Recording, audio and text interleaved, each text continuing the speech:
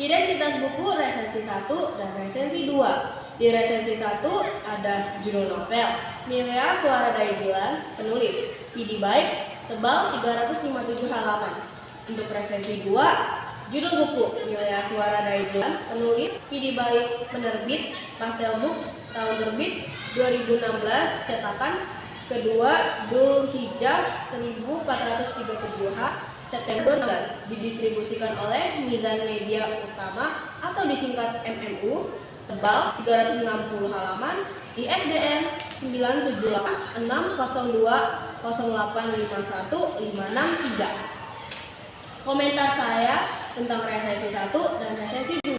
Resensi 1 hanya ada 3, sedangkan resensi 2 ada 8, lebih lengkap.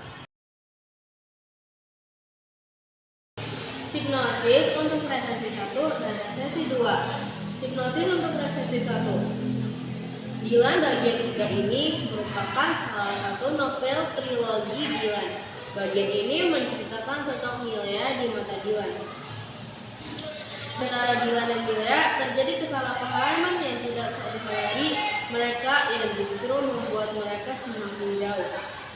Dylan dan Milea menjalani kehidupan masing-masing. Dylan kuliah di Bandung sedangkan Milea kuliah di Jakarta. Mereka bertemu kembali di tempat magang Dylan di Jakarta, tetapi mereka sudah mempunyai pasangan masing-masing. Dan hipnosis untuk resensi 2. Novel ini menceritakan pengenalan singkat Dylan waktu dia masih kecil. Setelah SMA, Dylan ke sekolah tidak lagi naik sepeda, melainkan naik motor. Setelah banyak yang sudah Dylan lakukan dalam rangka mendekati Milea, waktu akhirnya datang tanggal 22 Desember tahun 1900 di Bandung, tepatnya di warung BEM.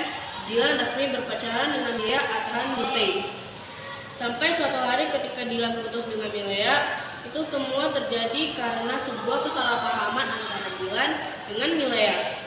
Setelah lulus SMA, Dylan melanjutkan kuliahnya di salah satu perguruan tinggi negeri di Bandung. Komentar saya untuk resensi 1 dan resensi 2. Resensi 1, hipnosisnya tidak ada, jadi harus dicari sendiri.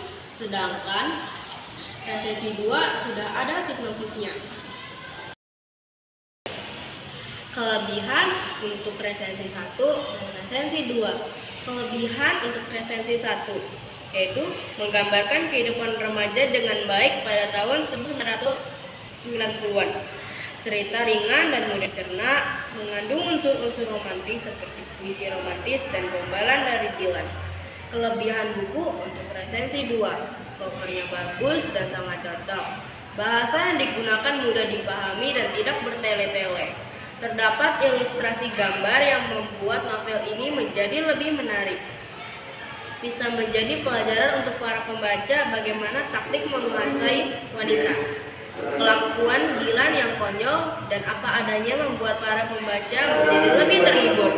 Mengajarkan kita agar tetap tegar ketika putus dengan pacar. Seperti yang Dylan ceritakan pada bab 12 masa-masa jauh dari dia, halaman 231. Komentar saya untuk kelebihan resensi 1 dan resensi 2. Di resensi 1 tidak ada kelebihannya, jadi harus dicari sendiri. Sedangkan kelebihan di resensi 2 sudah tertulis, jadi pembaca tidak usah mencari-cari lagi. Kekurangan resensi 1 dan resensi 2. Kekurangan untuk resensi 1. Kesalahpahaman yang terlalu diperpanjang. Hubungan antara Dylan dan dibangun atas kesalahpahaman yang takutnya berlarut-larut dan dapat membuat pembaca frustasi karena masalah tersebut terkesan dipertahankan lebih lama dari yang diperlukan.